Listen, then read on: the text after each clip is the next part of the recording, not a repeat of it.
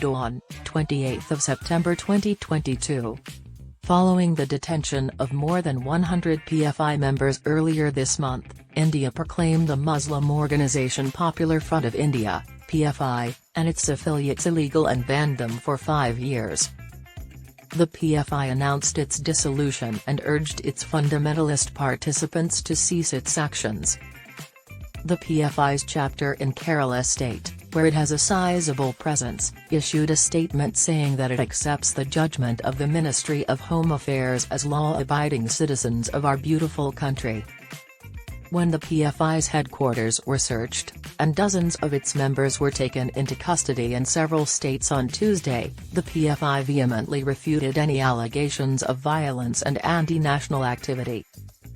The PFI and its affiliates had been found to be involved in significant offences, including terrorism and its financing, targeted brutal executions, violating the constitutional setup, the Home Ministry said in a statement announcing the ban.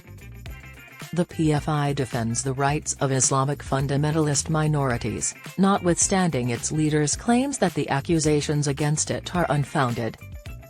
The Campus Front of India, CFI, the PFI's now banned student branch, referred to the government's actions as political propaganda and vengeance.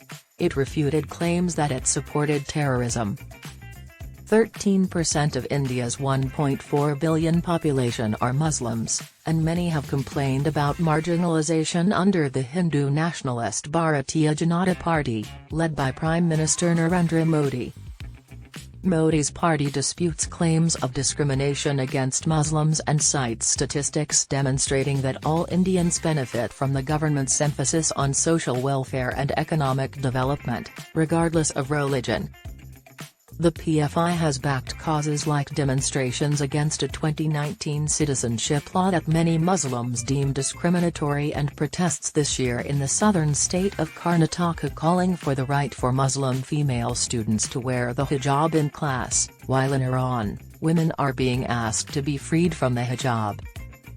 8 years after Modi initially took office as Prime Minister, the restrictions sparked outrage among the administration's detractors. The government still enjoys widespread public support and a solid majority in parliament. According to the Social Democratic Party of India, SDP, the government has delivered a blow against democracy and human rights. The SDP collaborates with the PFI on several subjects but was left out of the ban. According to the SDP, the regime has ruthlessly suppressed freedom of speech, protests, and organizations opposing the fundamental principles of the Indian constitution. This month, SDP members who are Islamic fundamentalists were imprisoned, and certain SDP offices were searched.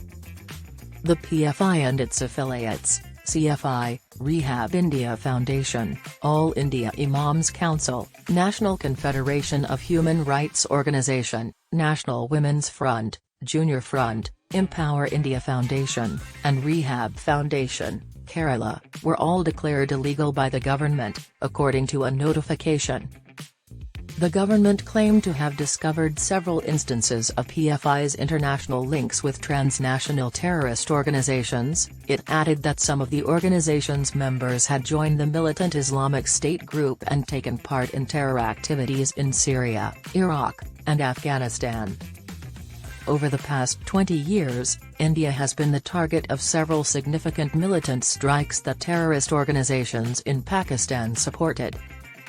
Late in 2006, 3 South Indian organizations merged to establish the PFI, which was publicly introduced the following year. Its website describes itself as a social movement seeking absolute empowerment.